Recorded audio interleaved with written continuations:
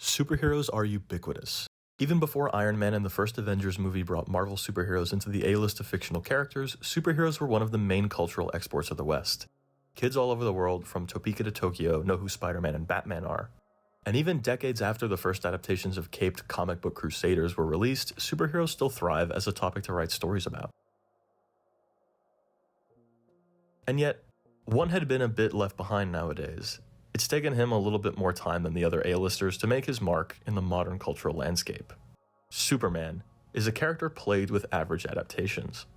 He relies on a single 1970s movie and Saturday morning cartoons for his mainstream cultural legacy. But in 2025, James Gunn blessed the world with a modern Superman film to be proud of. One that gets the character in a way we hadn't seen since Chris Reeve in '78. And with the success of this adaptation, there are a lot of new fans of the character looking for more of Big Blue. The downside is you have to read comic books. Ugh. Media like movies, TV, books, or manga are pretty cut and dry as far as picking things up go. Start at chapter or episode 1, read or watch till it ends. Western comics, on the other hand, are not so simple. To read Philip Kennedy Johnson's Warworld run of Superman, I had to bounce around several different titles for a chapter or two, while DC tries to leverage their greatest hero to promote all of their big event books. When you're hoping to just stumble onto a great story without having to check wikis, this reading experience sucks. So I wanted to talk about the best jumping on points, the greatest hits of comic book Superman, so you don't have to deal with that sort of experience as a newcomer. And these won't just be books I think are good introductions, they'll be ones I consider truly great. Before I get to those truly great runs, we're gonna have to talk about John Byrne. This dude is kind of a creep, but his 6-issue miniseries The Man of Steel was pretty much the birth of modern Superman. Martha and Jonathan Kent being alive, Clark not putting on the costume until he's an adult, Lex Luthor being not just a scientist but also a wealthy businessman. A lot of the things we think of as being quintessential parts of the character's mythos are owed to this run. The run itself isn't bad, but it's really propped up by all that legacy. The 6 issues are just okay, in my opinion, and when you're used to Superman's story being told one way, seeing writing decisions like Superman being born on Earth after his ship landed because of the birthing matrix is noticeable, to say the least. Okay, now for the real recommendations. When you ask online what the quintessential Superman stories are, people will usually put you onto Superman for All Seasons.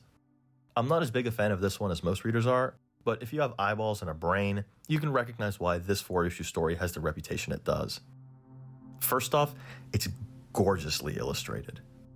The paneling, the coloring are all pretty much perfect, and the way Clark is drawn really emphasizes his gentle giant personality. The story itself is frankly not much to write home about. It's sort of a bullet points version of the same Superman origin story we've heard many times. Superman emerges from humble origins in Smallville, comes to the big city, foils a dastardly plot by Lex Luthor, the usual.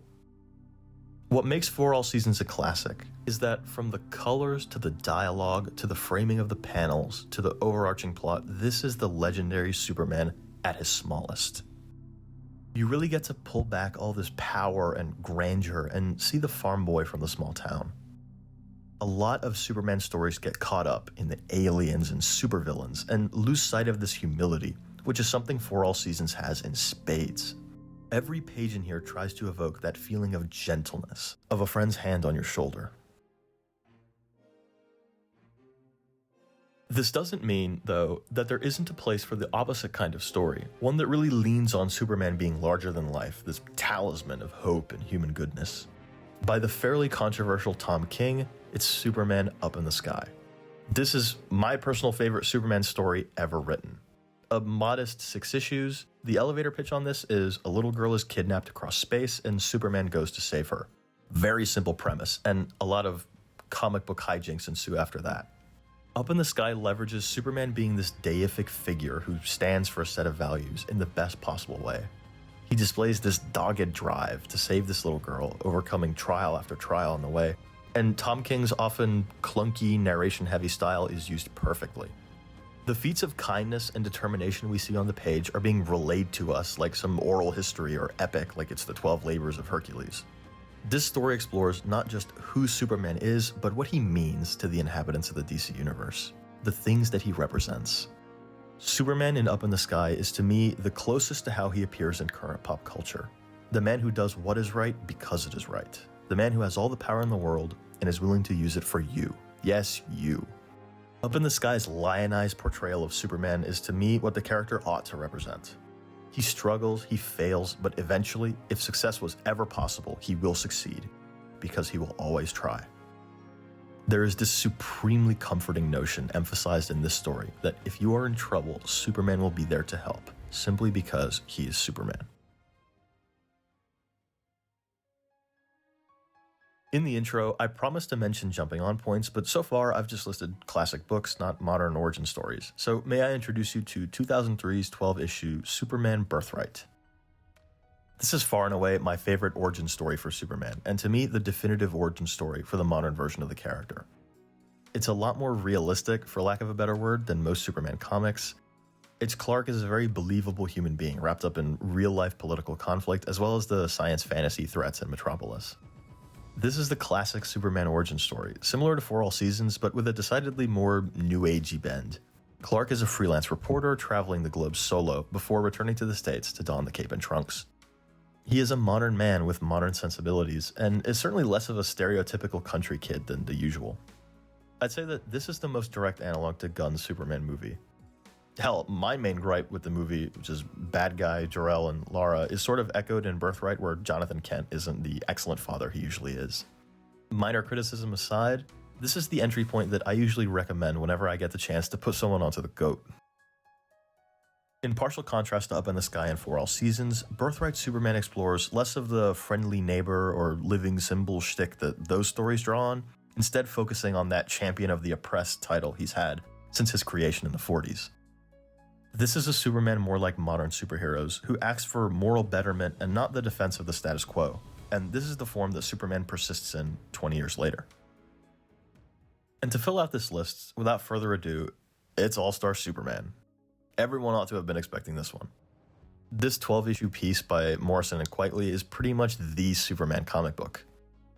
I'm sure there are probably about 100 hour-long video essays talking about why it's so great and why you should read it, so I'll spare you all of that. What I will say is that All-Star Superman is as good as people say. It is simply excellent, nothing more, nothing less. Everyone and their mom has seen this page. Everyone who can call themselves a Superman fan has read this book.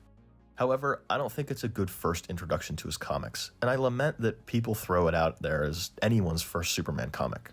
It's a tribute to Superman and his mythos, and I think it's best enjoyed after you've put a few other books under your belt. Those of you who may already be Superman fans might be wondering why this is my selection. No mention of Morrison's Action Comics run, or Smashes the Klan, or Death of Superman, or Kingdom Come, or American Alien, or you get the point. I wanted to speak specifically about these four because I feel that they're the best blend I could come up with for modern, classic, and long enough to chew on while being condensed enough that you wouldn't have to do a lot of research to figure out what comes next.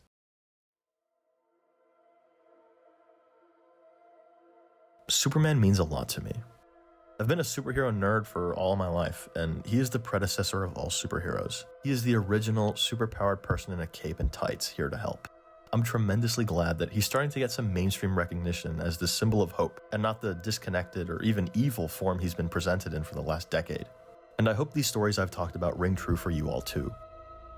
Superman is wish fulfillment, but he's wish fulfillment of the best kind. He's basically Santa Claus. He is the hope, the fleeting, impossible dream that somebody with overwhelming power, somebody completely out of reach, would look out for the little guy.